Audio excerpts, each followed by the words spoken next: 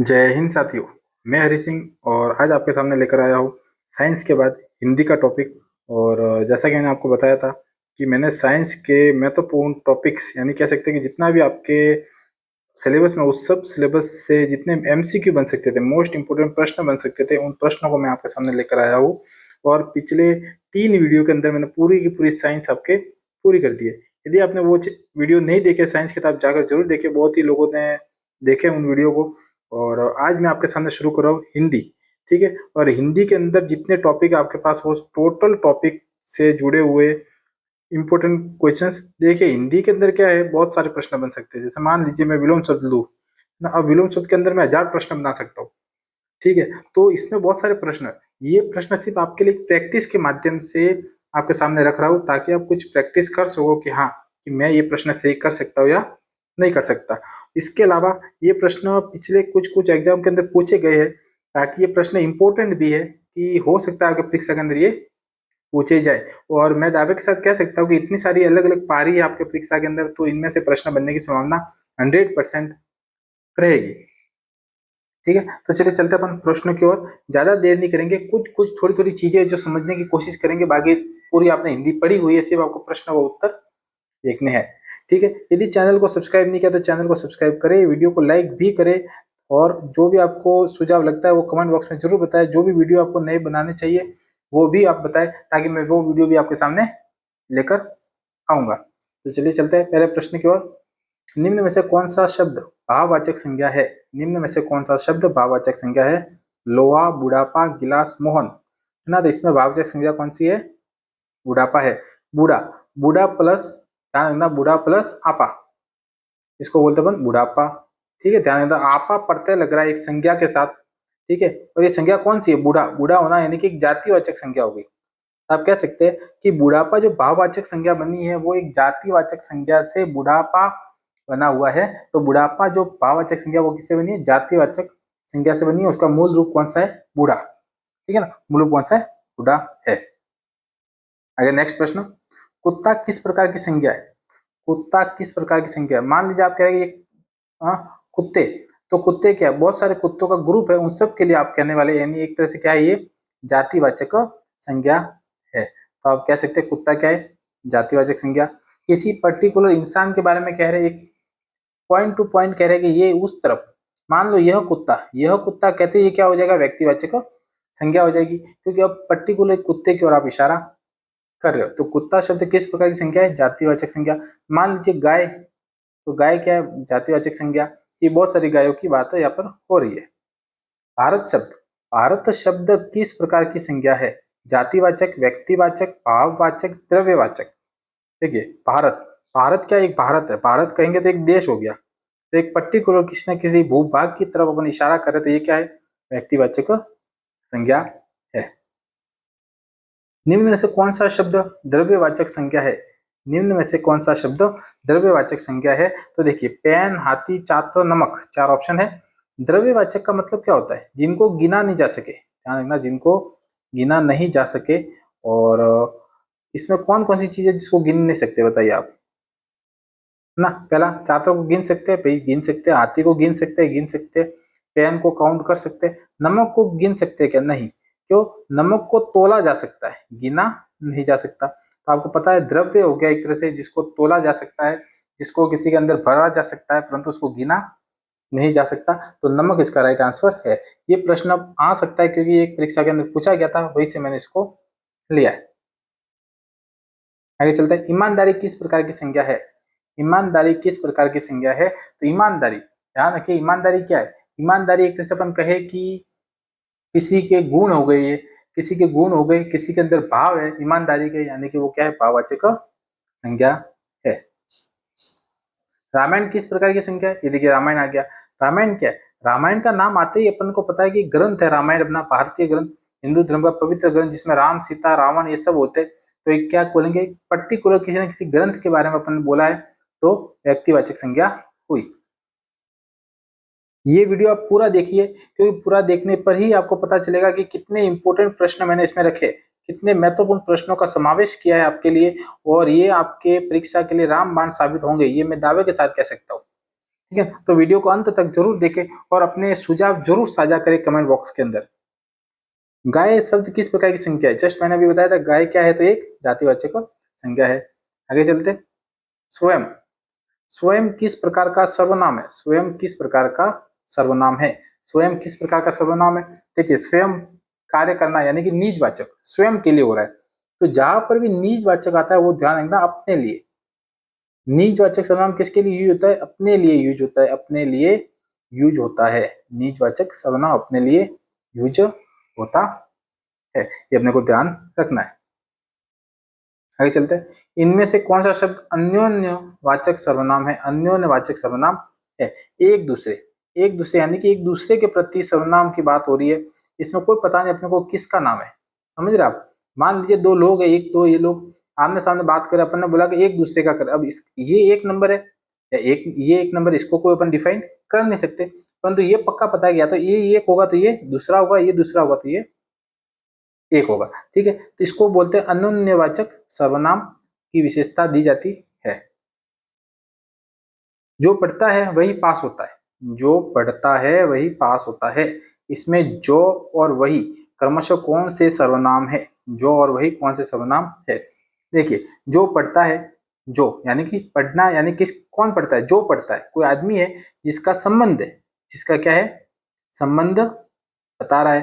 फिर कहता है वही पास होता है, यानी कि कह रहा है कि वही, यानी कि निश्चय, 100% बोल रहा है कि जो पढ़ेगा वही पास होगा, यानी कि इसके बाद में कहेंगे निश्चयवाचक सर्वनाम। तो आप कौन सा ऑप्शन देखिए, संबंध और निश्चय, संबंध और निश्चय, बी ऑप्शन इसका राइट आंसर है। 11 नंबर क्वेश्चन, यह किताब मेरी है, यह किताब मेरी है, वाक्य में मेरी कौन सा सर्वनाम है? मेरी कौन सा सर्वनाम है? निजवाचक, निश्चयवाचक, संबंधवाचक या विशेषण वाचक? विशेषणवाचक सर्वनाम। तो देखिए, मेरी यानी कि स्वयं की हो गई, और स्वयं की हो गई तो आपका कौन सा हो गया? कौन सा हो गया सर्वनाम? तो अपन कहेंगे निजवाचक सर्वनाम हो गया, निजवाचक सर्वनाम हो गया। अपने लिए, मैंने पहले बताया आपको, अपने लिए जो भी चीज हो रही है वो निजवाचक सर्वनाम के अंदर आएगी, बस ये याद रखना। स्वयं हो गया, खुद हो गया, मेरा हो गया, ये सब क्या है? ये जैसे भी कोई शब्द आ रहा है, अपना हो गया, ये सब है निजवाचक सर्वनाम के विशेषता बताते हैं। नेक्स्ट प्रश्न, कौन तुम्हें बुला रहा है? कौन तुम्हें बुला रहा है?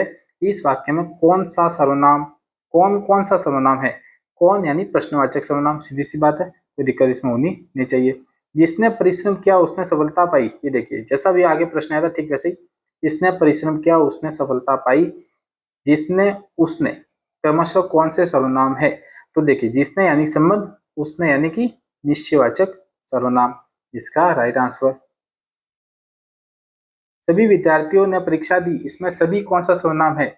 सभी विद्यार्थी, यानी कि आपको यदि टीचर किसी स्कूल के बारे में बोल रहा है तो वो क्या बोलेगा कि उस क्लास के सभी विद्यार्थियों ने परीक्षा दी, यानी उसको 100% आश्वासन है, 100% उसको विश्वास है कि सभी ने परीक्षा दी है, यानी कि निश्चय, निश्चित रूप से दिए। क्या बोलेंगे? निश्चित रूप से, यानी निश्चयवाचक सर्वनाम इसमें आएगा, यानी कि ये राइट आंसर है।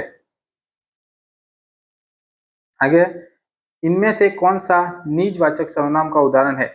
इनमें से कौन सा निजवाचक सर्वनाम? मैंने आपको बताया है, स्वयं, स्वयं के लिए कार्य करना, अपना हो गया, इसमें निजवाचक सर्वनाम होता है। नेक्स्ट प्रश्न, हृदय का तद्भव रूप कौन सा? तद्भव रूप आपको पता होगा। देखिए, दो शब्द होते हैं, एक तो तत्सम होता है, थोड़ा मैं बता देता हूँ, तत्सम होता है। ये तत्सम क्या होता है? ये एक तरह से अपन कहें कि संस्कृत शब्द होते हैं, और संस्कृत के साथ एक और इसकी परिभाषा होती है कि जो इसका मूल शब्द है, जो ये मूल शब्द है, उसी मूल शब्द में अपन उसको बोलते हैं, मूल शब्द के अंदर उसको बोलते हैं। ठीक है, तद्भव क्या होता है? तद्भव होते हैं संस्कृत के अलग अलग भाषा के शब्द होते हैं, उनके मूल शब्द को हटाकर अपन उसको किस में बोलते हैं? अपन उसको हिंदी में बोलते हैं। किस में बोलते हैं? हिंदी में बोलते हैं। बस ये आपको ध्यान रखना है। जैसे ही आपको लगे कि तत्सम शब्द हो रहा है, थोड़ा सा हमको अटपटा लग रहा है, थोड़ा ये संस्कृत हो सकता है, उसको आप तत्सम बनाइए। जो भी आपको लग रहा है कि ये प्योर हिंदी है, उसको हिंदी आप बनाइए, ताकि आपके दिक्कत नहीं आएगी बिल्कुल भी। तो देखिए, हृदय शब्द का तद्भव रूप क्या है? हृदय का हृदय, हृदय का हृदय, हृदय शब्द क्या है? एक तरह से क्या तत्सम है, उसका तद्भव रूप क्या है? हृदय शब्द उसका तत्सम रूप है। नेक्स्ट प्रश्न देखते हैं आगे, तत्सम तद्भव के अंदर अग्नि शब्द, अग्नि शब्द का तद्भव रूप क्या है? अग्नि शब्द, अग्नि का हो गया आग, आग को अपन हिंदी में बोलते हैं, यानी कि ये हो गया तद्भव, यानी कि हिंदी शब्द अग्नि हो गया, यानी कि संस्कृत शब्द। नयन शब्द का तद्भव रूप, नयन, देखिए यहाँ पे बहुत सारे लोग कंफ्यूज हो जाते हैं।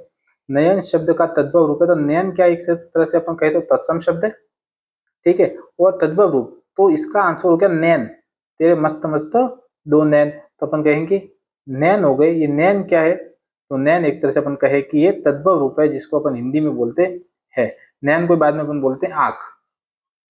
क्या, तो आंख अलग हो गया, ध्यान, आंख और आंखें ये अलग हो गया। अश्व का तद्भव रूप क्या है, अश्व का तद्भव रूप हो गया घोड़ा, अश्व का तद्भव रूप घोड़ा हो गया। आगे देखते हैं दंत शब्द का तद्भव रूप कौन सा है, दंत, दंत यानी दांत, दंत संस्कृत में हो गया, तद्भव कौन सा हो गया हिंदी के अंदर, दंत का दांत हुआ।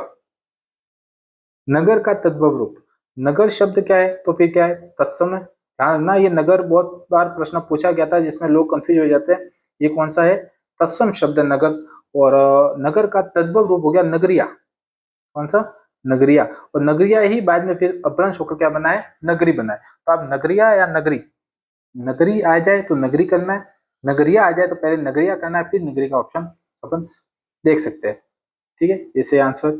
आगे चलते हैं, मातृ शब्द का तद्भव रूप कौन सा है, मातृ शब्द का तद्भव रूप कौन सा है, देखिए इसमें दोनों शब्द है माता और माँ, पहले इसका अर्थ माँ है और माँ से फिर क्या बना है, माता बना है। अपन कहेंगे कि यदि माँ ऑप्शन में आता है तो माँ को टिक करना है, यदि माँ ऑप्शन में नहीं है तो माता को आप टिक करना है, ये अपने को समझना है। माँ और माता दोनों ही मातृ शब्द का तद्भव रूप है। पितृ का तद्भव रूप, देखो पितृ शब्द, मातृ आ गया, पितृ, यानी कि मैंने बहुत ही चुन चुन के प्रश्न लाया आपके लिए कि आप कहीं पर भी थोड़ी भी दिक्कत आपको नहीं हो। पितृ का तद्भव रूप पितर होता है, क्या होता है, पितर होता है ना, ये ध्यान रखना, पितर होता है, पितर यानी पितर, और पितृ के बाद में फिर आता है इसका नाम पिता, तो पहला इसका आंसर कौन सा है, पितर, पितर।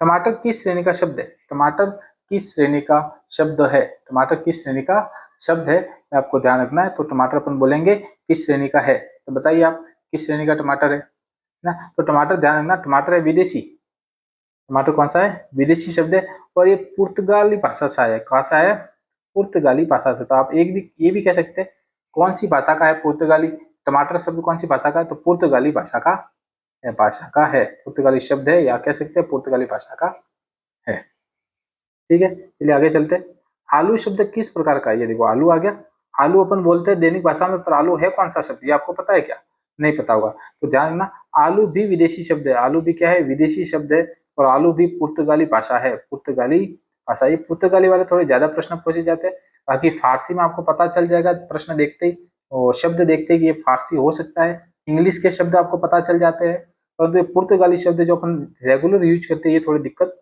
करते हैं, इसलिए मैंने कुछ पुर्तगाली शब्द ही ज्यादा रखे हैं इस प्रश्न में। आगे चलते हैं, कंबल क्या है, कंबल, तो कंबल क्या है, कंबल शब्द किस प्रकार का है, कंबल शब्द किस प्रकार का है, तो बताइए आप, कंबल यानी एक तरह से विदेशी है, कंबल शब्द क्या है, ये भी विदेशी है, और विदेशी में कहाँ का विदेशी है, ये फारसी का, कंबल शब्द का है, फारसी का विदेशी है, फारसी शब्द का विदेशी है, कंबल क्या है, फारसी शब्द का विदेशी है।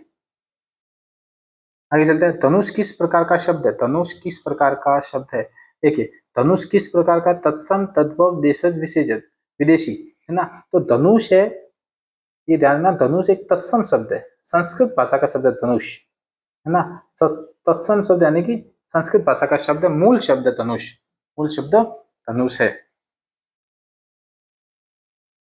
आगे चलते हैं 28, खिड़की शब्द किस प्रकार का है, खिड़की शब्द किस प्रकार का है, खिड़की शब्द विदेशी है, ये भी ध्यान रखना, पुर्तगाली शब्द है, मैंने आपको बोला मैं पुर्तगाली वाले थोड़े ज्यादा रखे क्योंकि ये परीक्षा में पूछे जाते हैं, पुर्तगाली शब्द, खिड़की वाले शब्द पुर्तगाली है, ठीक है। ये थे कुछ तत्सम तद्भव शब्द, आपको और भी पता होगा तत्सम तद्भव के अंदर बहुत सारे शब्द है, अब किस किस के प्रश्न उत्तर निकाले अपन, है ना, किस किस के प्रश्न उत्तर निकाले, फिर भी थोड़ा मैं बताऊँ आपको, जैसे एक मक्षिका शब्द आता है, एक मक्षिका शब्द आता है, एक मक्षिका शब्द आता है, मक्षिका शब्द का भी अपने को याद रखना, मक्षिका का अर्थ होता है मक्खी, है ना, मक्षिका का क्या होता है, मक्खी होता है, प्रश्न पूछे जाते हैं मक्खी वाले, ठीक है। यव को क्या बोलते हैं, यव का अर्थ होता है जौ, यव का अर्थ जौ होता है, ठीक है। और अपन बोले प्रस्वेद, एक शब्द आता है प्रस्वेद, और प्रस्वेद का अर्थ क्या होता है? प्रस्वेद, प्रस्वेद का अर्थ होता है पसीना।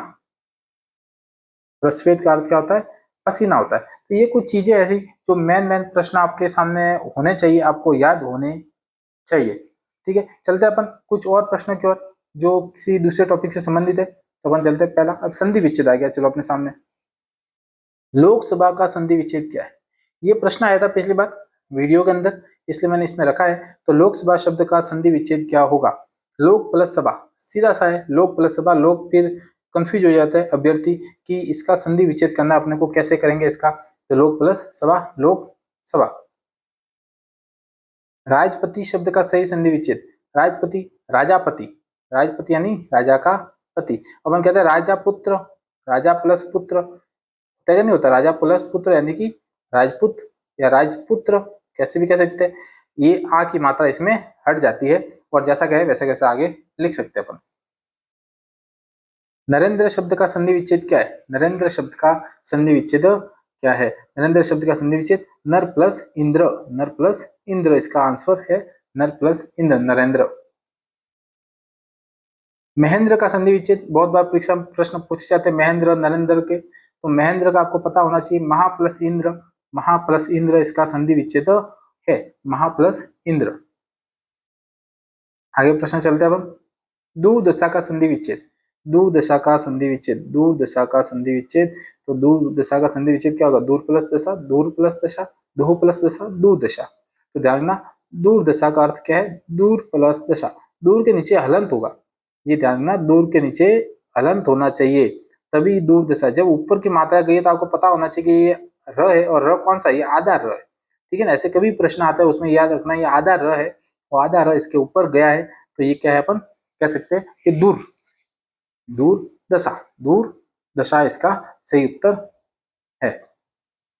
आगे चलते अपन, गुरु प्लस औपनिषदिक, गुरु प्लस औपनिषदिक के संयोग से कौन सा शब्द बनेगा? गुरोपनिषदिक, गुरोपनिषदिक इसका राइट आंसर है, गुरोपनिषदिक इसका राइट आंसर बनेगा।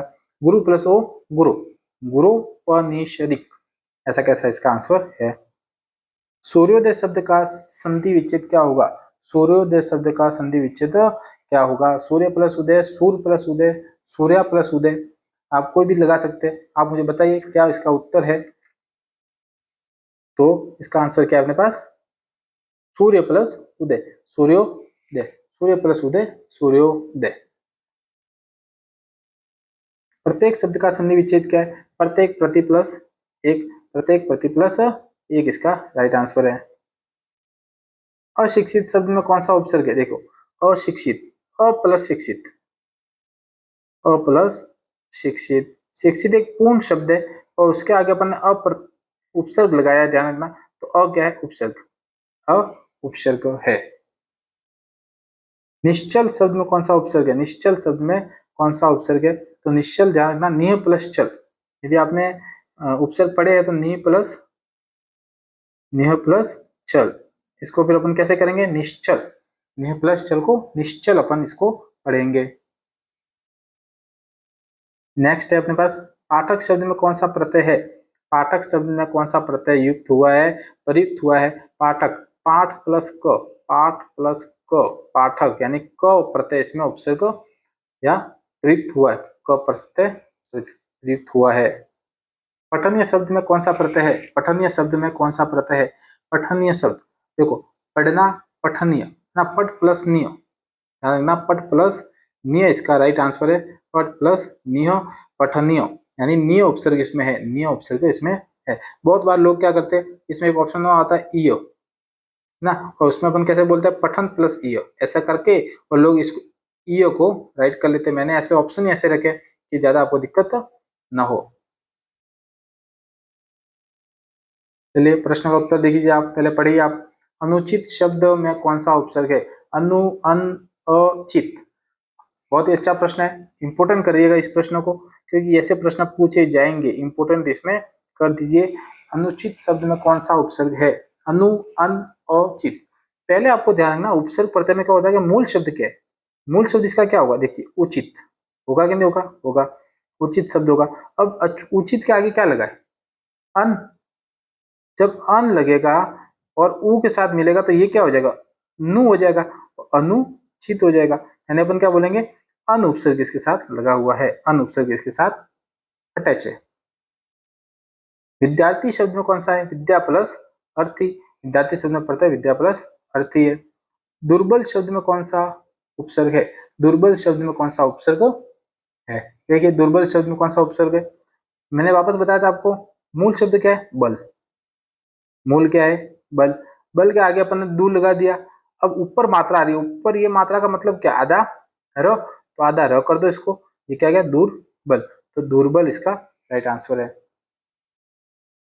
सुशील शब्द में कौन सा उपसर्ग है, सुशील शब्द में कौन सा उपसर्ग है, सुशील शब्द में कौन सा उपसर्ग है, तो आप देखिए शील शब्द है, आगे सु लगा दिया, यानी कि सु इसका राइट आंसर है। बहुत ही आसान प्रश्न है, आपको देखने हैं बस, आगे कुछ नहीं। पृथ्वी का पर्यायवाची शब्द है, पृथ्वी का पर्यायवाची, पृथ्वी यानी कि धरती, धरा, कोई भी कह सकते हैं आप, तो धरा इसका राइट आंसर है। गगन नभ का अर्थ क्या हो गया, आकाश, गगन नभ का अर्थ क्या है, आकाश है। गोला आपको पता है ये गोला होता है वही। चलिए आगे चलते हैं। 50 नंबर, चंद्रमा का पर्यायवाची कौन सा, चंद्रमा का पर्यायवाची कौन सा है, चंद्रमा का पर्यायवाची है, देखिए भानु, आदित्य, दिनकर, ये तीन क्या है, ये तीनों, ये तीनों क्या है, सूर्य के पर्यायवाची है, सूर्य के। तो निशाकर या निशाचर ये क्या है, अपने चंद्रमा का पर्यायवाची है।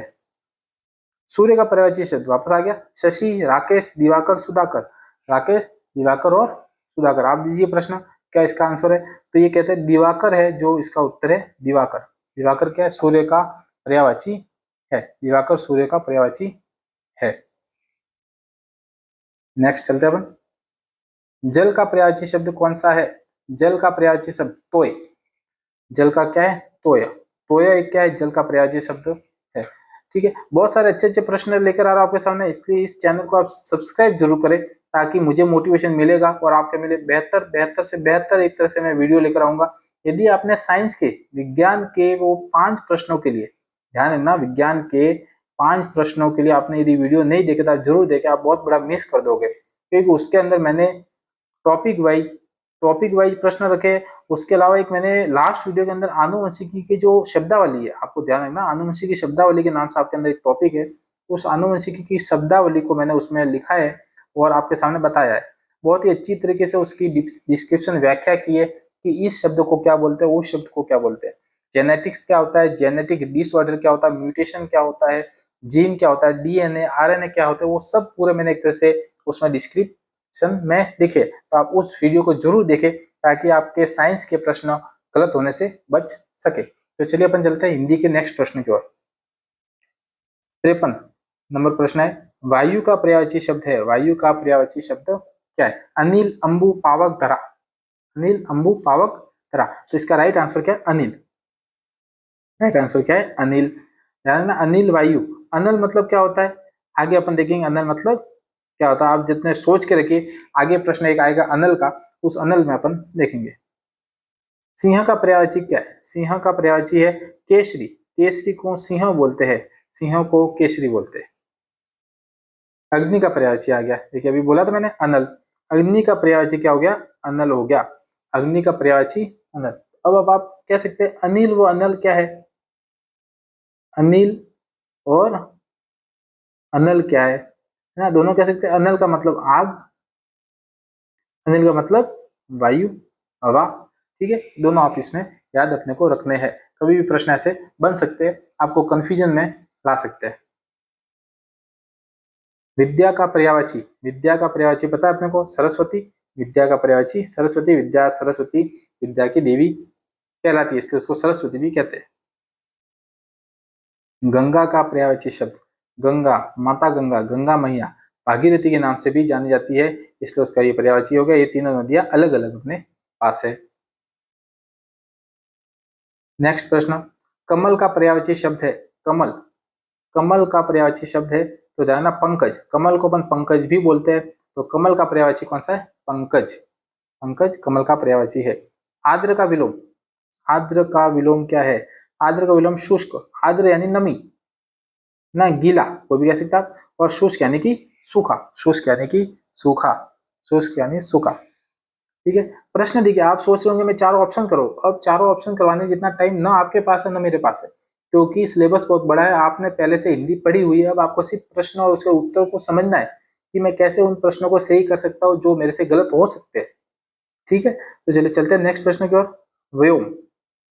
व्योम शब्द, व्योम शब्द का या व्योम का विलोम शब्द कौन सा है? व्योम का विलोम शब्द कौन सा है? व्योम का विलोम शब्द कौन सा है? अब देखिए, पाताल, गगन, नभ, आकाश। पाताल, गगन, नभ और आकाश। इसका राइट आंसर क्या है? पाताल। पाताल राइट आंसर है। पाताल को व्योम, पाताल और व्योम, देखिए पाताल हो गया, पाताल और व्योम एक दूसरे से अपन कह सकते हैं ऑपोजिट है, ये ऑपोजिट है यानी विलोम है, ध्यान रखना। व्योम को आकाश बोलते हैं, नभ को व्योम बोलते हैं, गगन को व्योम बोलते हैं। यानी एक तरह से अपन कहे कि व्योम के पर्यायवाची है, क्या है? व्योम के ये पर्यायवाची है तीनों, व्योम के पर्यायवाची है, तो पाताल क्या हो गया? अलग हो गया, नहीं पाताल इसका ऑपोजिट हो गया। ऐसे ही आपको प्रश्न के उत्तर निकालने हैं। उत्कृष्ट का विलोम। उत्कृष्ट, बहुत बार लोग क्या बोलते हैं कि हिंदी बहुत सरल है, ध्यान रखना, लोग क्या बोलते हैं हिंदी बहुत सरल है, पर मैं कहता हूँ कि हिंदी सरल होने के साथ साथ बहुत डिफिकल्ट भी है, बहुत कठिन भी होती है, बहुत कठिन भी होती है। परीक्षा में सवाल बहुत सरल लगते हैं, परंतु जैसे ही ऑप्शन करने जाते हैं तब दो दो ऑप्शन में कंफ्यूज होने के बाद में वो गलत कर लेते हैं। इसलिए आपको प्रश्नों को ध्यान से पढ़ना जरूरी है। उत्कृष्ट का विलोम। उत्कृष्ट का विलोम क्या है? उत्कृष्ट का विलोम क्या है? उत्कृष्ट यानी एक तरह से सबसे अच्छा, उत्कृष्ट यानी कि श्रेष्ठ, उच्च, उत्तम, ये तीनों क्या इसके पर्यायवाची है। देखिए मैंने आपके सामने ऐसे ऐसे प्रश्न लाए जिसमें उनके ऑप्शन क्या रखे हैं? पर्यायवाची रखे हैं, ताकि आपको पता चला उत्कृष्ट को श्रेष्ठ भी बोलते हैं, उच्च भी बोलते हैं और उत्तम भी बोलते हैं। अधम यानी कि नीच, सबसे नीचे, ठीक है, उसको बोलते हैं अपन इसका विलोम शब्द अधम। सवेरा का विलोम शब्द क्या है? सवेरा का विलोम शब्द, पहले सवेरा का पर्यायवाची देख लेते हैं अपन। प्रभात भी बोलते हैं, दिन भी बोलते हैं और प्रातः भी बोलते हैं। सांझ क्या है? सांझ सवेरे का विलोम शब्द है, विलोम है। सांझ को क्या बोलते हैं अपन? शाम, संध्या, वो भी कह सकते हैं, संध्या भी बोलते हैं, इवनिंग बोलते हैं अपन इंग्लिश के अंदर, वही सांझ इसको बोला जाता है। 63, संपन्न का विलोम शब्द कौन सा है? संपन्न का विलोम, संपन्न यानी धनी, संपन्नता उसके घर पर सब कुछ है, यानी कि संपन्नता यानी एक तरह से अमीर, अमीर भी बोल सकते हैं, धनी बोल सकते हैं, संपन्न बोल सकते हैं, संपन्नता बोल सकते हैं। निर्धन, निर्धन का अर्थ है गरीब, ठीक है, और ये गरीब क्या है? संपन्न का विलोम शब्द हुआ, विलोम शब्द हुआ है। प्राचीन का विलोम है, प्राचीन शब्द का विलोम, प्राचीन शब्द है उसका विलोम क्या है? तो देखिए प्राचीन का विलोम पूछा गया है, विलोम पूछा यानी कि इसका ऑपोजिट है, पहले इसके पर्यायवाची देख लीजिए। तो क्या है? पुराना सही है, सही है, अतीत सही है, आदिकाल सही है। नूतन क्या है? नूतन का अर्थ होता है नवीन, नया, नया, नवीन कह सकते हैं, ये सब क्या है? नूतन है, ठीक है, तो नूतन का अर्थ हो गया नवीन या नया। आश्रित का विलोम शब्द कौन सा है? आश्रित, आश्रित का विलोम शब्द कौन सा है? आश्रित यानी किसी के ऊपर अपन जीवित है, किसी के ऊपर अपन पल रहे हैं, उसको बोलते हैं आश्रित। स्वतंत्र यानी कि आप इंडिपेंडेंट है, आप स्वतंत्र है, उसका उत्तर राइट ये है। यानी दीन भी कह सकते हैं, कर्ता और परतंत्र, ये तीनों क्या आश्रित के पर्यायवाची शब्द है। स्वतंत्र क्या पूरा अलग है, विलोम हो गया इसका। संकट का विलोम, संकट, संकट का विलोम क्या है? देखिए संकट यानी दुख हो गया, कष्ट हो गया, भय हो गया, ये सब एक तरह से क्या है? संकट के पर्यायवाची हो गए। सुविधा, संकट का विलोम है कि बहुत अच्छी सुविधा मिल रही है मुझे तो कोई दिक्कत नहीं है, तो ये संकट का विलोम शब्द हुआ। लाभ का विलोम, लाभ का हानि है, सुख हो गया, फायदा उठाना, ये सब क्या इसके पर्यायवाची है। आगे देखते हैं मित्र का विलोम शब्द, मित्र का विलोम शब्द, मित्र का विलोम शब्द क्या है? मित्र को संबंधी भी बोलते हैं, सहपाठी भी बोल सकते हैं, बोलते हैं साथी बोल सकते हैं, बोलते हैं, है ना। तो मित्र के पर्यायवाची ये तीनों हो गए, ये और ये दोनों। और शत्रु क्या है? मित्र का विलोम हो गया, दुश्मन भी बोलते हैं इसको, शत्रु को, ये ध्यान रखना, दुश्मन भी इसको कहते हैं। कौन सा वाक्य अशुद्ध? अब देखो वाक्य अशुद्धि के अंदर भी कुछ प्रश्न होते हैं, इसमें आपको पता चलना चाहिए कि वाक्य कौन सा अशुद्ध है, ये आपको ध्यान रखना। मैं फिर भी आपको बताऊंगा एक एक चीज कि कौन सा सही है कौन सा गलत है। अशुद्ध पूछा है, देखो इसमें ध्यान रखना, कौन सा शुद्ध और कौन सा अशुद्ध ऐसा पूछा जाता है। इसमें क्या अशुद्ध यानी कि पता है कौन सा गलत है वो देखना है। और घर चला गया, हाँ ठीक है। मुझे भूख लगी है, हाँ भाई मुझे भूख लगी है, सही है। वह कल स्कूल जाएगा, हाँ वो कल स्कूल जाएगा, ठीक है। मैंने कल उसे देखा था, नहीं मैंने उसे कल देखा था, ध्यान रखना ये उत्तर गलत हो गया। मैंने उसे कल देखा था। इसको अपन कैसे लिखेंगे, मैंने उसे कल देखा था, है ना। कल देखा, देखने के आगे उसका दिन आएगा, कब देखा तो कल देखा। ठीक है, देखा था, ये आपको ध्यान रखना। इसका राइट आंसर मैंने उसे कल देखा था। कौन सा वाक्य शुद्ध है, देखिए अभी आगे क्या था, अशुद्ध, अब आगे शुद्ध, तो इसको अपने को अंडरलाइन करना जरूरी है, तभी अपने को पता चलेगा अपने को क्या ज्ञात करना है। ठीक है, राम ने खाना खाया, राम खाना खाया, राम खाना खा, राम खा खाना। शुद्ध पूछा, यानी कि एकदम शुद्ध कौन सा है, तो राम ने खाना खाया, एकदम ये शुद्ध है। 71 क्वेश्चन। अशुद्ध वाक्य देखिए, अशुद्ध आगे वापस, अशुद्ध वाक्य को पहचानिए, अशुद्ध वाक्य पहचानिए। मुझे दूध पीना है, ओके भाई। वो स्कूल पढ़ने जाता है, ठीक है। मैं बाजार गया था, पानी पियेंगे। अशुद्ध वाक्य, मुझे दूध पीना है, यानी कि एकदम सही वाक्य है। तो वह स्कूल पढ़ने जाता है, हाँ तो स्कूल तो पढ़ने जाते हैं, एकदम सही वाक्य। मैं बाजार गया था, हाँ मैं बाजार गया था, पानी पियेंगे नहीं, पानी पीना है ना। या हम पानी पियेंगे, कैसे कह सकते हैं, हम पानी पियेंगे, ये भी इसको बोल सकते हैं, हम पानी पियेंगे। यदि पियेंगे वाला अपन सेंटेंस ले तो हम पानी पियेंगे, ऐसा अपन इसको कह सकते हैं। या हमको पानी पीना है, ये अपन कह सकते हैं। तो डी आंसर इसका राइट है, जो अशुद्ध है।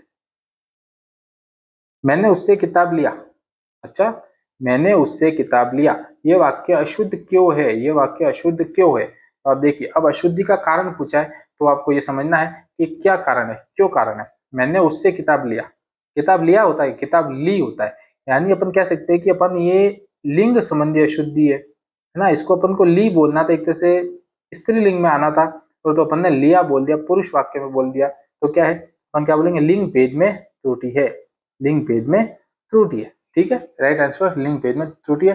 यानी अपन कह सकते हैं कि मैंने उससे किताब ली, ऐसा कह सकते हैं, मैंने उससे किताब ली।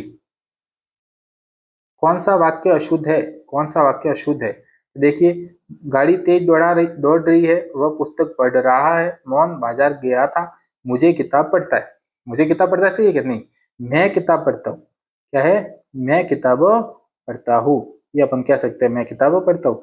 तो ये अशुद्ध वाक्य है, मैं किताब पढ़ता है, तो अपन कह सकते हैं मैं किताब पढ़ता हूँ। है भी नहीं आएगा, यहाँ पर क्या आएगा, हु आएगा।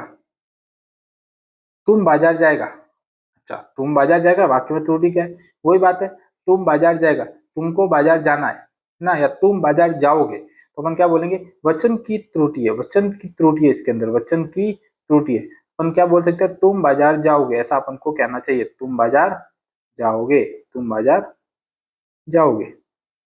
ये प्रश्न ध्यान रखना, आपके एग्जाम के लिए, मेरे इसमें जरूरत नहीं है, आपको ही ये पढ़ना है, आपको ही इसे देखने हैं, ताकि आप परीक्षा में उनको सही कर सको। आपने यदि साइंस के वीडियो नहीं देखे तो वो भी साइंस के वीडियो जरूर जाकर देखे। मैंने मैथ्स के भी कुछ प्रश्न डाले इस यूट्यूब चैनल के ऊपर, मैथ्स के भी क्वेश्चंस लगाए हैं मैंने, टॉपिक वाइज, अलग अलग टॉपिक के अनुसार, उस टॉपिक को भी जरूर देखे। उसके अंदर भी मैंने वही मेथड बताया जिस मेथड के प्रश्न आपके एग्जाम में पूछे जाएंगे, तो आप उन वीडियो को भी जरूर देखिए। प्ले लिस्ट के अंदर 4th ग्रेड एग्जाम के नाम से प्ले लिस्ट मौजूद है। देखिए प्रश्न अपन, अशुद्ध वाक्य कौन सा है, अशुद्ध वाक्य कौन सा, अशुद्ध या शुद्ध, इसमें तो यही पूछे जाएंगे, और क्या पूछेंगे। मैं आज स्कूल जाऊंगा, वो कल आएगा, वे बाजार गया, हम लोग पढ़ रहे, बताइए, वे बाजार गया नहीं, वे बाजार गए, है ना, वे बाजार गए। आपको इसमें क्या ध्यान रखना है, गए वाला शब्द याद रखना है कि वे बाजार गए, क्योंकि वे के साथ बहुवचन आता है, ना कि सिंगल वचन। ठीक है, ये आंसर इसका सही है। उसने पानी पिया, उसने पानी पिया, वाक्य की शुद्धि क्या होगी, उसने पानी पिया, वाक्य की शुद्धि क्या होगी, तो ध्यान दीजिए क्या है, तो देखिए, उसने पानी पिया, उसने पानी पी, उसने पानी पिया था, उसने पानी पीते, है ना। पिया जो है ना, ये गलत है, ये पिया ऐसे आता ही नहीं, इसमें पिया कैसे आता है, ऐसा आता है, तो इसका आंसर क्या है, ये सही है। शुद्धि क्या है, तो ये सब, उसने पानी पिया, पिया में पी वाली छोटी मात्रा इसमें आती है। अब मुहावरे आगे कुछ, आंख का तारा या आंख का तारा, मुहावरे का अर्थ क्या है, आंख का तारा, आंख का तारा मुहावरे का अर्थ आपको पता होगा बहुत, है ना, सुंदर होना, बहुत प्यारा होना, गुस्से में होना, आंख में चमक होना, तो आंख का तारा बहुत प्यारा होना, बहुत प्यारा होना है। नाक में दम करना, नाक में दम करना, यानी अपन कह सकते हैं कि नाक में दम कर दिया इसने, यानी कि बहुत परेशान कर दिया, तो यानी परेशान करना नाक में दम करने का मुहावरे का अर्थ है। दांत खट्टे करना मुहावरे का सही अर्थ, दांत खट्टे करना मुहावरे का सही अर्थ क्या है? तो भोजन करना, नीचा दिखाना, हराना या डराना, है ना। दांत खट्टे करना, ध्यान रखिए, भोजन करना, नीचा दिखाना या हराना, तो इसका आंसर क्या है? हराना होगा। चारों खाने चीत कर दिया, ये भी इसको बोल सकते हैं ना, चारों खाने चीत करना भी इसको बोलते हैं, और दांत खट्टे करना भी इसको कह सकते हैं, दांत खट्टे करना भी इसको बोलते हैं। थाली का बैंगन, थाली का बैंगन, है ना, बैंगन, ऐसा बोलते हैं ना बैंगन। तो थाली का बैंगन मुहावरे का अर्थ क्या है? थाली का बैंगन मुहावरे का अर्थ क्या है? अस्थिर स्वभाव का व्यक्ति, अस्थिर का स्वभाव का व्यक्ति है जिसको अपन बोलते हैं थाली का बैंगन। थाली का बैंगन अपन रखेंगे थाली में तो एक बार उधर जाएगा, एक बार उधर जाएगा, इस कोने से टकराएगा, उस कोने से टकराएगा, यानी अपन क्या बोलेंगे? अस्थिर स्वभाव का सब्जी हो गया, यानी अस्थिर स्वभाव का एक तरह से व्यक्ति हुआ। पाव उखड़ना का अर्थ क्या है? पाव उखड़ना का अर्थ क्या है? पाव उखड़ना का अर्थ क्या है? असफल होना। पाव उखड़ना यानी कि असफल होना, पाव उखड़ना का अर्थ क्या है? असफल होना। कान भरना मुहावरे का अर्थ क्या है? कान भरना मुहावरे का अर्थ, कान भरना मुहावरे का अर्थ है चुगली करना, चुगली करना, कान भरना यानी कि चुगली करना, इसका राइट आंसर हुआ। 83 प्रश्न, ऊंट के मुंह में जीरा, ऊंट के मुंह में जीरा, सही अर्थ क्या है? ऊंट के मुंह में जीरा का सही अर्थ क्या है?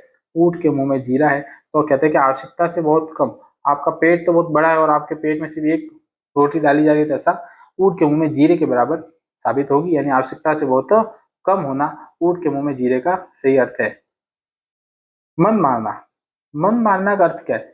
कि मन की इच्छा को दबाना, मन की इच्छा को दबाना, इसका राइट आंसर है इच्छा दबाना, यानी कि मन मारना, कि मन मार के रह गया, उसको फिल्म देखनी थी परंतु वह समय पूरा होने से मन मारकर रह गया, यानी मन की इच्छा को दबाना हो गया।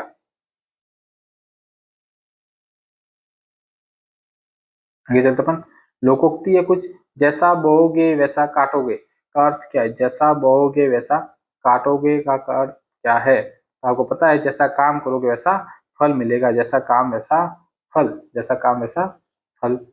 लोकोक्ति, घर का भेदी लंका ढाए, घर का भेदी लंका ढाए का क्या अर्थ है? घर का भेदी लंका ढाए, अपना ही आदमी नुकसान पहुंचा सकता है, अपना ही आदमी नुकसान पहुंचा सकता है, इसका राइट आंसर है।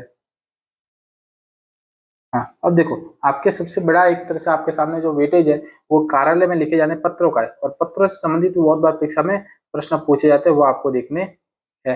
तो चलिए कुछ प्रश्न देखते हैं।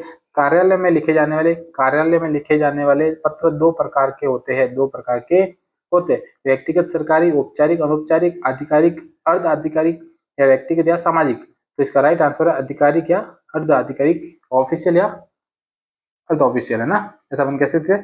तो ऑफिशियल और ऑफिशियल दोनों हो गए अपने पास। कार्यालय पत्र का अनिवार्य अंग कौन सा है? नेक्स्ट प्रश्न हमारे पास, कार्यालय पत्र का अनिवार्य अंग कौन सा? अनिवार्य अंग कौन सा है? कार्यालय पत्र का अनिवार्य अंग कौन सा है? पत्रांक व दिनांक।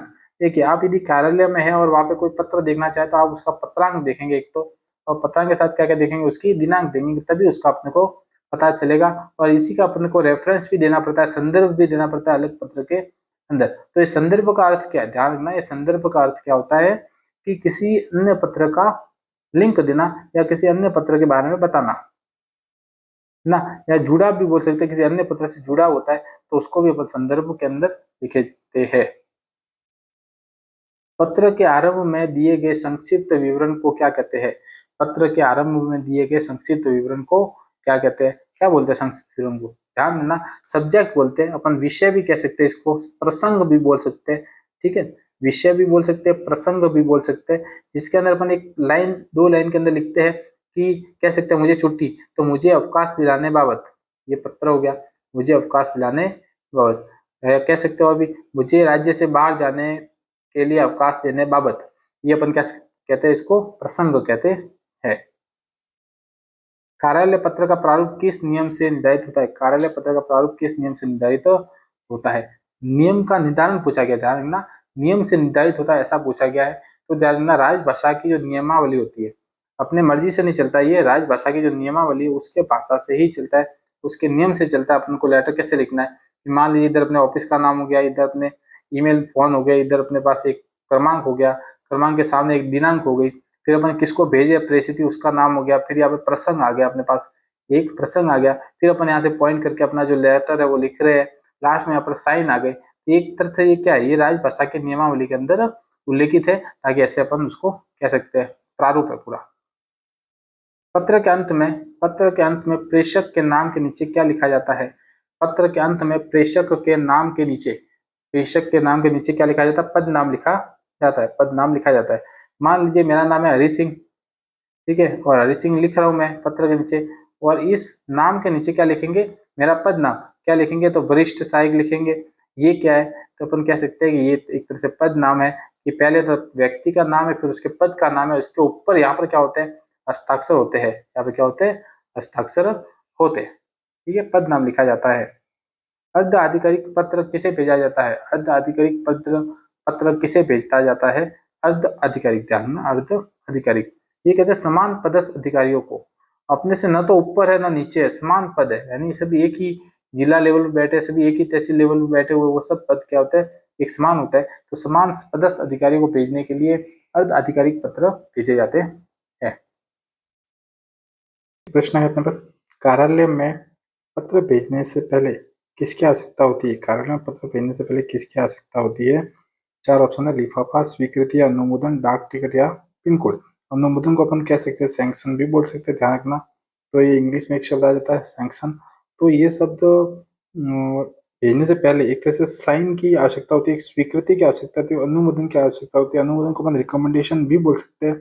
ये सब अलग अलग एक ऑप्शन है, एक शब्द है जो अपने के ऑफिसों के अंदर चलते हैं, ठीक है। आगे चलते अपन नेक्स्ट, पत्र में संलग्न का अर्थ क्या है, या संलग्न का अर्थ होता है? पत्र में संलग्न का अर्थ क्या होता है?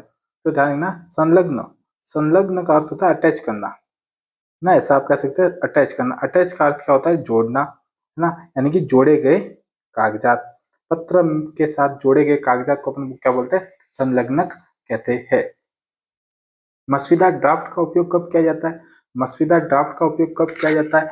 जिसमें अपन कह सकते हैं कि जब पत्र अंतिम रूप से तैयार हो, जब पत्र प्रारूप रूप में तैयार हो, जब पत्र छप जाए या जब पत्र भेज दिया जाए। तो ध्यान रखना, जब पत्र प्रारूप रूप में तैयार हो उसको अपन मसौदा बोलते हैं या मसविदा बोलते हैं। देखिए, मसौदा मसविदा दोनों एक ही है, अलग अलग नहीं है, शब्द सिर्फ थोड़ा लिखने में अलग होता है, मसविदा या मसौदा, ठीक है। ये कुछ प्रश्न है जो कार्यालय में होता है, मैं गारंटी के साथ कह सकता हूँ कार्यालय के अंदर तो इसी में से प्रश्न पूछे जाएंगे, ठीक है। यदि आपने पूरा प्रश्न देखा तो आप जरूर इसको सही कर पाओगे।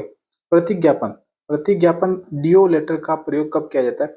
मान लीजिए एक अफसर है और एक अफसर दूसरे अफसर को पर्सनल लेटर लिखना चाहता है, एक व्यक्तिगत स्पर्श के लिए, या उसको उसका ध्यान अपनी तरफ आकर्षित करने के लिए, तो उसका बोलते हैं विशेष महत्व या व्यक्तिगत स्पर्श के लिए डीओ लेटर लिखे जाते हैं, जो डायरेक्ट वो अफसर ही खोलता है। मान लीजिए उसके ऑफिस में कोई कलीग बैठे, वो नहीं खोलेंगे, वो सीधा अफसर ही उसको खोलेगा, उस लिफाफे को, उसमें से जो लेटर वो पढ़ेगा, उसको बोलते हैं प्रतिज्ञापन या डीओ लेटर। डीओ लेटर, ये ध्यान रखना, प्रश्न बहुत इंपॉर्टेंट है।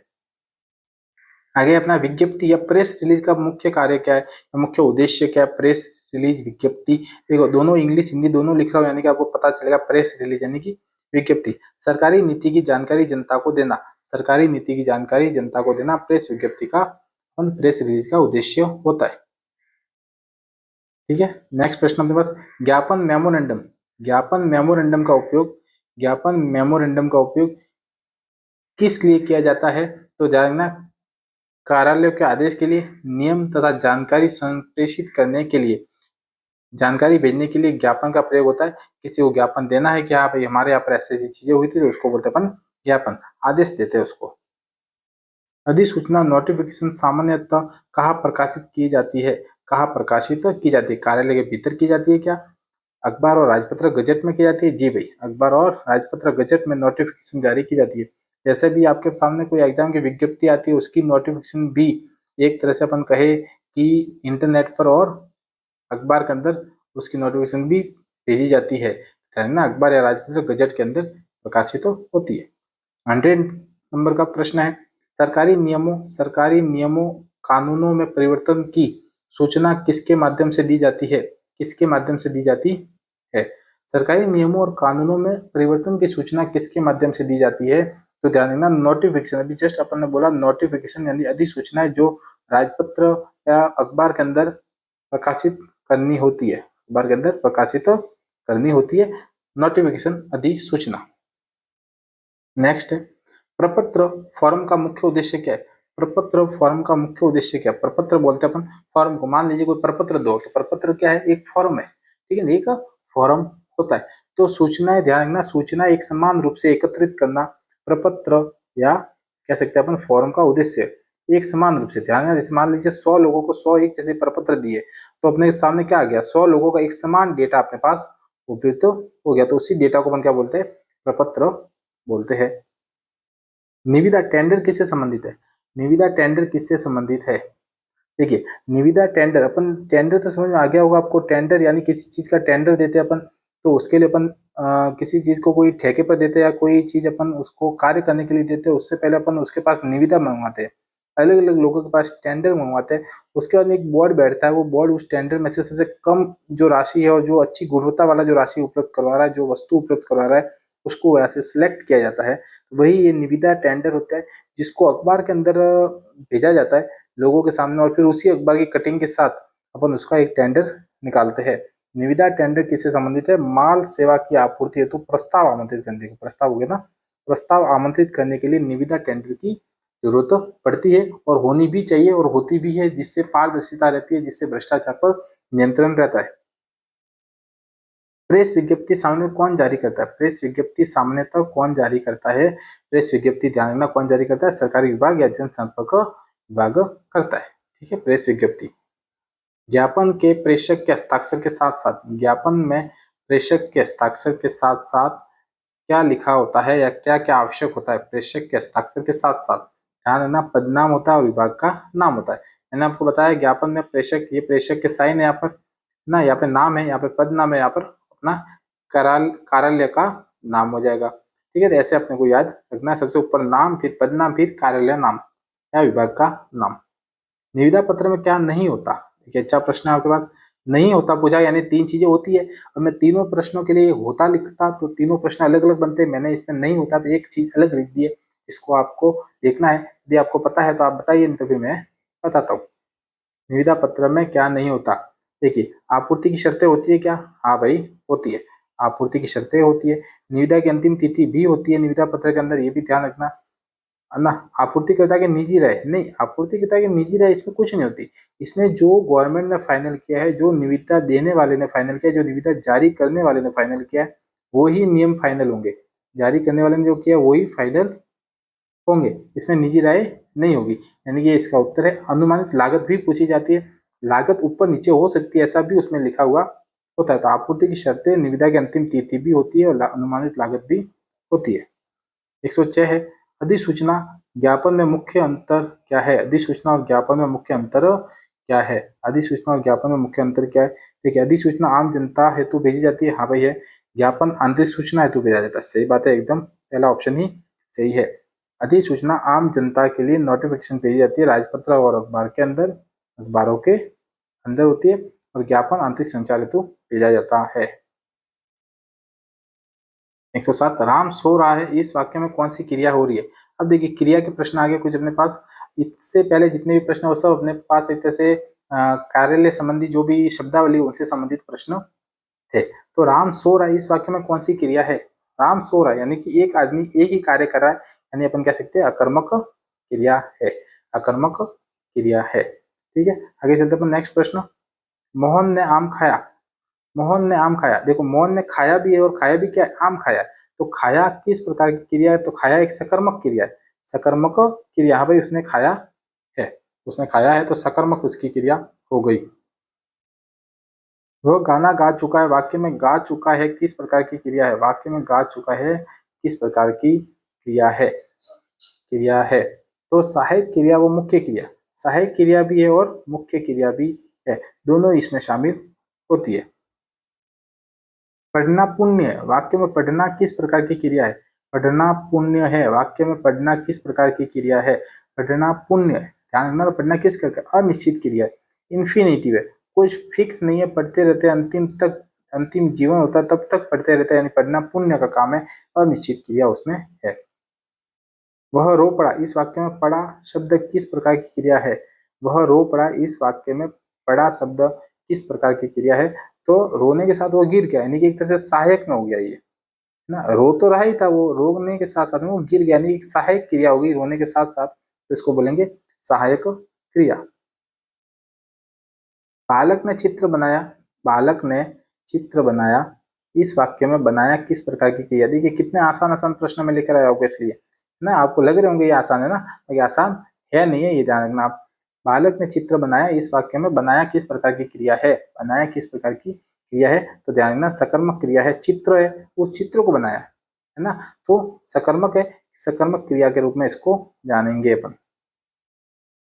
मुझे भूख लगी है, इस वाक्य में क्रिया किस प्रकार की है, मुझे भूख लगी है, इसमें किस कौन सी क्रिया है, इसमें भाववाचक है, ये भाव प्रकट कर रहा है कि मुझे भूख लगी है, जल्दी खाना दीजिए, है ना, ये भाव हो रहा है, एक तरह से क्या हो रहा है, भाव व्यक्त कर रहा है अपना, तो मुझे भूख लगी यानी भाववाचक क्रिया होती है। तुम कब आओगे, इस वाक्य में आओगे किस प्रकार की क्रिया है, तुम कब आओगे, इस वाक्य में आओगे कौन सी क्रिया है, तो ध्यान रखना भविष्यत काल, भविष्य काल की ये क्रिया, इसको अपन बोल सकते हैं कि कब आओगे, यानी भविष्य काल है, फ्यूचर टेंस, इसमें अपन कह सकते हैं फ्यूचर टेंस बोल सकते हैं।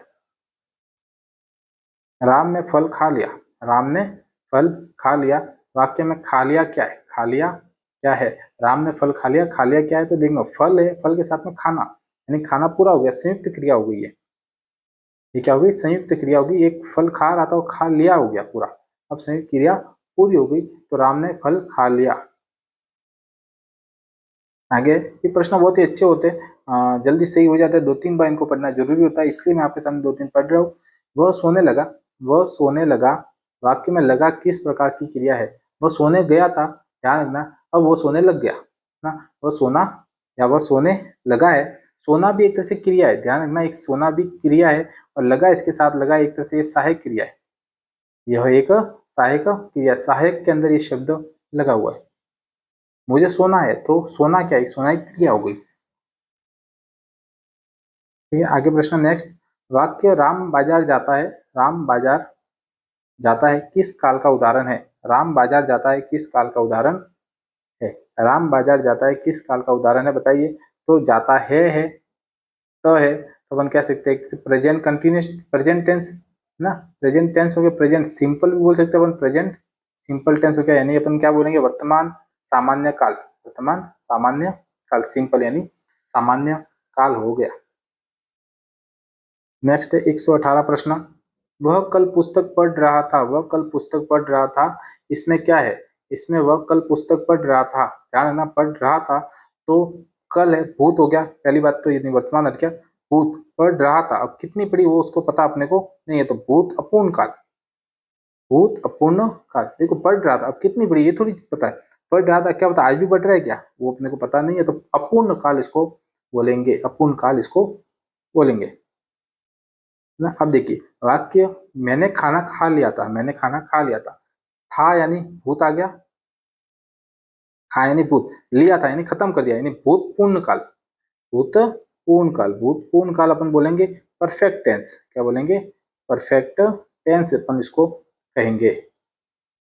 बच्चे खेल चुके होंगे, यह किस काल का उदाहरण है, बच्चे खेल चुके होंगे, तो अपन कहेंगे परफेक्ट ना, perfect future tense, perfect future tense, perfect future tense हो गया, यानी भविष्य में पूर्ण काल हो रहा है ना, भविष्य में पूर्ण काल हो रहा है, ये अपने को ध्यान रखना, भविष्य में पूर्ण काल हो रहा है। वह रोज सुबह टहलने जाता है, वह रोज सुबह टहलने जाता है किस काल का उदाहरण है, वह रोज सुबह टहलने जाता है किस काल का उदाहरण है, तो आप बताइए किस काल का उदाहरण है, वर्तमान सामान्य काल, भूत सामान्य काल, भविष्य सामान्य काल, या वर्तमान अपूर्ण काल, वर्तमान अपूर्ण काल, तो वर्तमान सामान्य काल रेगुलर है, सिंपल टेंस है, प्रेजेंट सिंपल टेंस है। 122, जब मैं पहुंचा तब वह सो चुका था, जब मैं पहुंचा तब वह सो चुका था, यह किस काल का उदाहरण है, यह किस काल का उदाहरण है, भूतपूर्ण काल, सो चुका था, पहुंचना यानी था हो गया भूतकाल, और भूतकाल के साथ हम कह सकते हैं पास्ट परफेक्ट हो गया, पूरा काम खत्म हो गया, तो पूर्ण पूर्ण है ना, ये पूर्ण काल इसका राइट आंसर है, भूतपूर्ण काल। प्रश्न समझ में आ रहे होंगे है ना, जल्दबाजी नहीं कर रहा, मैं आराम से कर रहा हूँ, वैसे आप समझिए धीरे धीरे। वह 2 घंटे से गा रहा होगा, वह 2 घंटे से गा रहा होगा। यानी अपन क्या बोलेंगे इसको, यदि इंग्लिश में अपन बोलेंगे तो क्या होगा, गा यानी present continuous tense, present perfect continuous नहीं, future perfect continuous tense, future perfect continuous जो चौथे नंबर का टेंस अपने पास आता है, या कह सकते जो 12वें नंबर का टेंस है वो इसके साथ होगा। वह 2 घंटे से गा रहा होगा। तो भविष्य पूर्ण अपूर्ण काल, भविष्य पूर्ण अपूर्ण काल, ये देखो फ्यूचर परफेक्ट कंटिन्यूस टेंस हो गया। भविष्य पूर्ण अपूर्ण, पूर्ण तो बोलेंगे फ्यूचर परफेक्ट, अपूर्ण बोलेंगे कंटिन्यूस यानी भी जारी है। दोनों अपन कह सकते हैं पूर्ण अपूर्ण काल एक साथ हो रहा है। विद्यार्थी पढ़ रहे हैं किस काल का उदाहरण है, विद्यार्थी पढ़ रहे हैं, सीधी बात है वर्तमान अपूर्ण काल, अभी तक पढ़ रहे हैं, पूर्ण हुआ नहीं है, ये जारी है, ध्यान रखना ये जारी है। तो जारी जब रहता है तो उसको बोलते हैं अपूर्ण, उसको क्या बोलते हैं अपूर्ण, यानी पूर्ण नहीं हुआ। तो वर्तमान अपूर्ण काल, प्रेजेंट कंटिन्यूअस टेंस। उसने पत्र लिखा यह वाक्य किस काल का है, उसने पत्र लिखा यह वाक्य किस काल का है, पत्र लिखा है यानी कह सकते हैं सिंपल पास्ट टेंस, भूत सामान्य काल, सिंपल पास्ट टेंस हो गया। और ये कह सकते हैं भविष्य, सॉरी भूत सामान्य काल है ना, भूत सामान्य काल, भूत सामान्य काल इसका राइट आंसर है, भूत सामान्य काल इसका राइट आंसर है, भूत सामान्य काल। कल तक वह काम पूरा कर लेगा, कल तक वह काम पूरा कर लेगा, यह काल किसका उदाहरण है या काल का उदाहरण है, यह किस काल का उदाहरण है, वह कल तक काम पूरा कर लेगा। तो अपन कह सकते हैं कल तक पूरा कर लेगा, ठीक है, कल तक यानी कि फ्यूचर हो गया, होगा यानी कि फ्यूचर, फ्यूचर के बाद में पूरा यानी फ्यूचर परफेक्ट, यानी भविष्य पूर्ण, भविष्य पूर्ण है क्या इसमें, तो हाँ भविष्य पूर्ण काल इसका राइट आंसर है।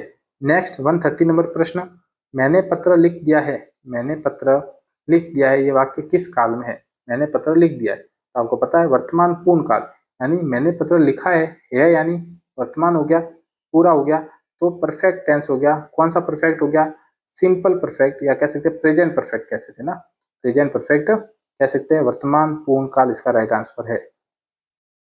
131 है, राम खाना खा चुका होगा, राम खाना खा चुका होगा, और इस काल का या किस काल का उदाहरण है, राम खाना खा चुका होगा, तो खत्म हो गया भविष्य पूर्ण काल, भविष्य पूर्ण काल। विद्यार्थी खेल रहे होंगे, ये प्रश्न थोड़े मैंने ज्यादा इसलिए रखे क्योंकि ये प्रश्न आपको 10-15 प्रश्न एक साथ देखेंगे तभी आपको समझ में आएगा कि हाँ क्या इसका उत्तर होने वाला है। विद्यार्थी खेल रहे होंगे किस काल का उदाहरण है, विद्यार्थी खेल रहे होंगे, ध्यान रखना, होंगे यानी फ्यूचर हो गया, रहे होंगे यानी कंटिन्यू, तो अपन कह सकते हैं भविष्य अपूर्ण काल यानी फ्यूचर कंटिन्यूस टेंस है, भविष्य अपूर्ण काल इसका उत्तर है।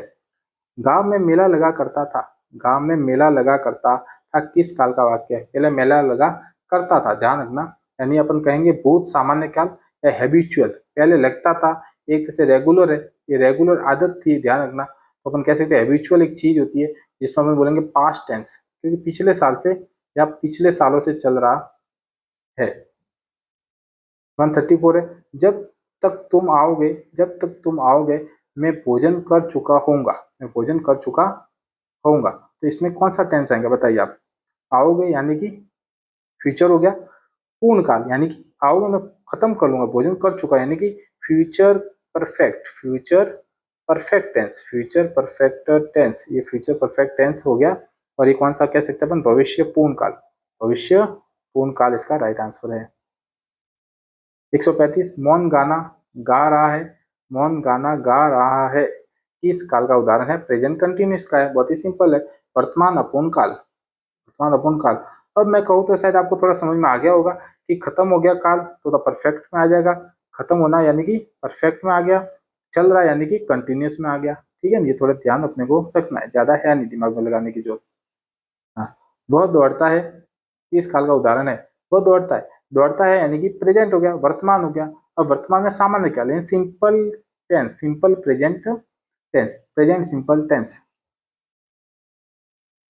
137, वाक्य वह कल मेला देखने गया था, वह कल मेला देखने गया था किस काल का उदाहरण है, तो सीधी सी बात है कल गया था, अब तो नहीं जा रहा, कल ही गया था यानी कि भूत सामान्य काल, present tense, sorry past simple, तो बोलेंगे इसको पास्ट सिंपल टेंस हो गया, इसमें कल गया था।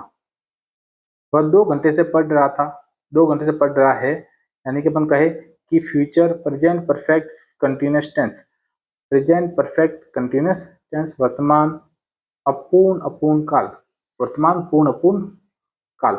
ये कुछ प्रश्न थे जो आपके सामने हैं और पूरी एक तरह से हिंदी मैंने आपके सामने कवर करवा दी है, पूरी हिंदी कवर करवा दी है। और पूरी हिंदी में आपको कहूँ कि इतनी सारी पारियां, उसमें से बहुत सारे प्रश्न यहाँ से मिलेंगे।